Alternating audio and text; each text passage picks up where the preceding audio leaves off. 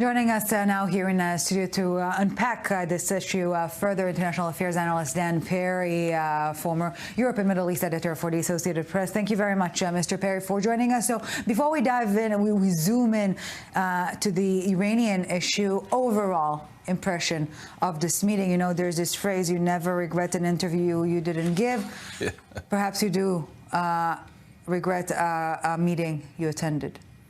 There are two ways to look at this. One is that Netanyahu is getting all kinds of respect for Trump by being repeatedly invited, treated like an economic power to be negotiated with as regards to tariffs, the world's #1 issue right now, and so on. The other way to look at it is that Netanyahu rushes over there like a pupil before the teacher, hoping, obviously, to negotiate some exception clause on the tariffs, and not only leaves without that, which is clearly a disappointment, which it didn't even try to spin otherwise, but also gets to hear about negotiations with Iran, which I don't think is exactly what he wanted to hear, has to listen to quite dispiriting, I think, the rhetoric about Erdogan and what a tough guy and smart guy he is. I mean, you know, Erdogan is not only no friend of Israel, but he's a rogue member of NATO and engaged in all kinds of skullduggery. Just ask Pikachu, right? The protester creating havoc now throughout Turkey.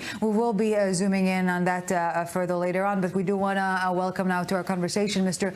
Behnam Tel-Ballou, Senior Fellow at the Foundation for Defense of Democracies. Mr. Tel-Ballou, thank you very much for joining us. A pleasure as per usual. So the greater the chance, the greater the threat, rather, the greater the chance. What do you make of Trump's, you know, dropping the diplomatic bomb, if you will, when it comes to talking with Iran? Well, great to be with you.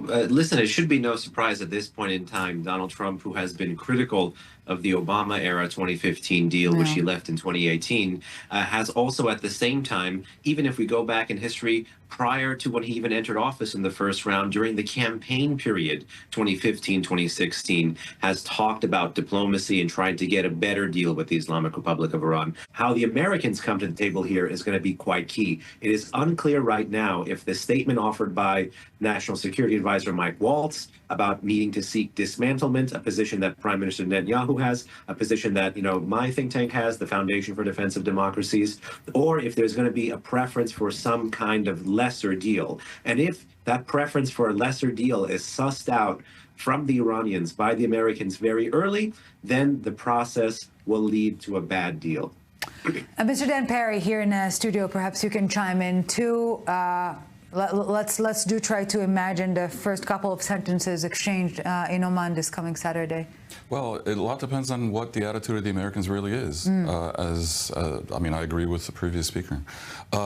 If they allow themselves to be ensnared into an interminable process, like from the bazaar in Isfahan, lasting years and years, and enabling Iran to buy time until the snapback, until they further enrich and so forth and so on, that I think would be unfortunate, would be opposed by Israel, and would suggest that Trump is as big a sucker as all the presidents who preceded. I would far, far rather see something more approaching an ultimatum, where they take seriously their own 2-month window that's been discussed and tell Iran that they're here not to discuss all of Iran's grievances, but rather, in effect, the terms of surrender. And only thus will their regime survive. Because if they end up being attacked and having their nuclear facilities in Natanz, in Fordow, in Arak, the heavy water plant, and elsewhere obliterated, that will probably weaken the regime to the point of encouraging a revolution. Now, I think the world would benefit from Iran understanding that the paradigm of interminable negotiations where they approach on equal footing because of what the global principle of sovereignty is over with. And they're dealing with a president who, on one side, may be impetuous and do radical, reckless things. On the other side, is determined to pursue a goal that the world has been pursuing for 30 years. For 30 years, while Iran spins them all over the table like a dreidel. Trump saying the campaign against the Houthis is very successful. What does he mean here? Are we talking about deterring them, foiling the will, or harming their ability to cause harm? It's likely a reference to their ability to cause harm. You know, for example, there's been reports that the U.S. has moved on from not just targeting things, but targeting people with respect to their campaign against the Houthis in Yemen, and also the show of military force against the Houthis, which are literally armed by the Islamic Republic of Iran. You know, for example, the Houthis are the only proxy of Iran with medium-range ballistic missiles. They're the only entity in history to actually live-fire anti-ship ballistic missiles at targets. So, you know, despite being a non-state actor, they punch well above the weight of many states, and that's thanks to their ties to Tehran. So by flexing against the Houthis, the administration could be trying to signal to Tehran how credible that military option actually is. Would you agree that what needs to be on the table here in Oman and beyond is not just the nuclear program, but Iran's entire chaos project, including the proxies in Lebanon, in West Bank and Gaza, in Yemen, and in Iraq, and also the long-range missile program and everything? In short, in order for the West to continue tolerating the regime that oppresses its own people and is hated by them, to not take more concrete action in the direction of regime change, to win that concession from the states, they need to end everything, and they need to end it immediately. Would that be overreach? Do you think it would be impossible to coerce them in this way? Or would it in fact be wise and shock them into a different paradigm than the one we've seen for decades? Okay, so there's a few things there. That which I think should happen, is the president should actually push away from the table. The president should actually not be seeking to engage. The president needs to run the clock on maximum pressure. And if the Iranians decide to respond militarily against us or against the Israelis, then the Iranians have to be hit back hard. And if the Iranians continue to absorb maximum pressure, then that pressure needs to be doubled, tripled, quadrupled over time. That needs to be the strategy. In the absence of that strategy, and given the president's stated desire for a deal and stated desire for diplomacy, I think the president needs to focus on the nuclear issue. We actually have a credible military option that the U.S. is exercising as we speak against the Iranian Axis. So no negotiations over the Axis. The Axis has to be dismantled, period, and the military tool is going to be the primary tool with which to do that. But why and not? If the Islamic Republic wants to fight to live another day, then it's going to have to dismantle its nuclear program. Why not demand of Iran that it cease all weapons shipments to the Houthis? That would help eliminate them militarily. Would you trust the Iranians, though? That's the point. I'm happy to get that on paper, but I'm willing to tell you as an analyst of Iranian behavior that that paper is not going to be worth much I would trust else. the blockade of the port of Aden. What you want from the Iranians, there are already multiple maritime task forces in the Persian Gulf, Strait of Hormuz, Indian Ocean, Gulf of Aden, Bab el-Mandeb, and Red Sea, and still weapons are coming in. So what needs to be done is tighten everything that exists there on the supply side. If the Iranians give you a promissory note that they won't ship missiles or weapons or anything else, great, but use that note against them the first time you actually detect any sort of thing. But, you know, getting this note from the Iranians does not earn them sanctions relief, because the days of them trying to disconnect the dots between themselves and their proxies are over. When Trump wants to talk about something, he's speaking up. And when it comes to the hostages, only when he was asked on the topic at the Oval did he give any answer about it. It seems Witkoff now assigned with the Iran kit, it doesn't seem that there's much to talk about at the moment. Trump is not silent and not coy when he has something to say. It's clear he has nothing in particular to say about the hostages, nor does his plan for Gaza seem to be sprouting wings. I mean, in the Macron meeting with Sisi, one thing that wasn't there was any mention of Egypt taking in any refugees from Gaza. So I fear that there is paralysis on that front. 2 days ago, about 30 employees close to Hezbollah were fired from the Beirut airport, and that's after a few attempts of cash smuggling through the airport.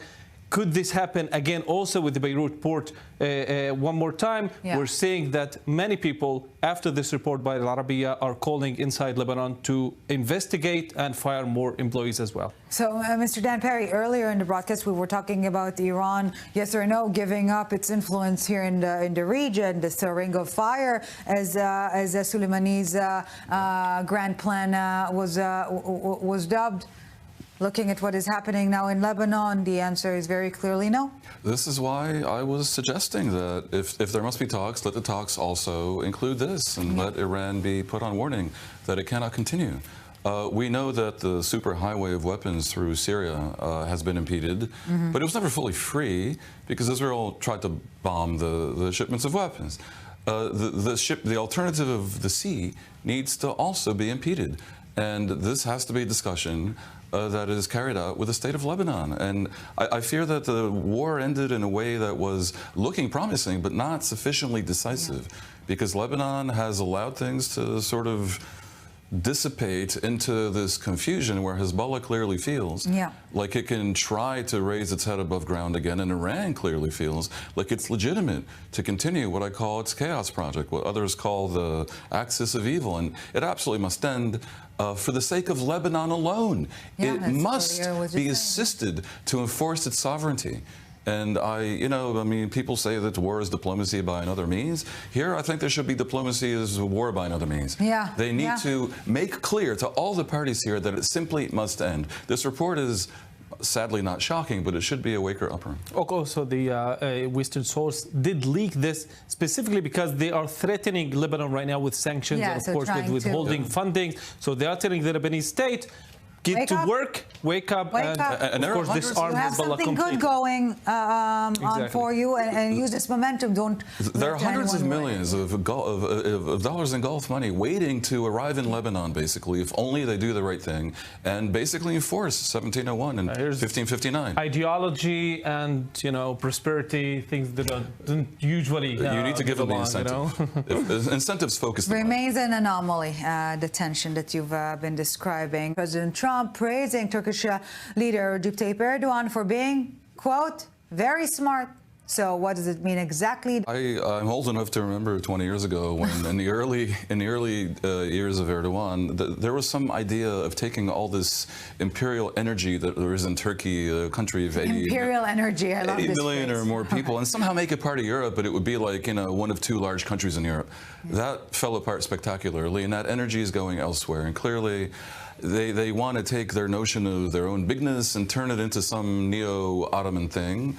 Part of that is happening through Azerbaijan at the expense of Armenia, headed towards Central Asia, the Turkic nations there, and a lot of that is going south, neighboring Israel. Now, is this good or bad for Israel? Complicated, because probably, but not necessarily, regime in Syria that is backed by Erdogan will not be fully an al-Qaeda regime. I don't think that's where he wants to go. And it may speak of some stability.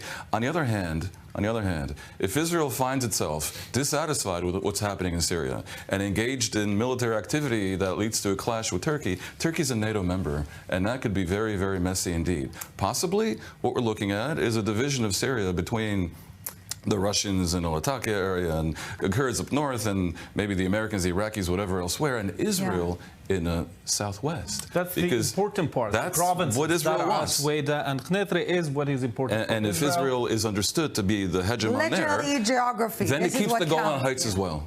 And that's the ultimate goal. An Israeli official said that they do not rule out any Druze militia taking control of that part of Syria. I think they'd even like it. Interesting. I'm not sure whether the Druze are on board on this. Sovereignty. They're not big on sovereignty. But it is interesting to, it's counterintuitive, but we see it time and time again. You need your enemy to be just stable enough, because a certain level of instability is just not good when we're talking about enemies. So I think that this is a very delicate line that we see in Syria. As well. All right, gentlemen. Balir Sladin, I24 News senior correspondent, Mr. Dan Ferry, formerly the editor-in-chief of the Middle East, the Europe bureaus of the Associated Press. Thank you very much for joining us. Thank you.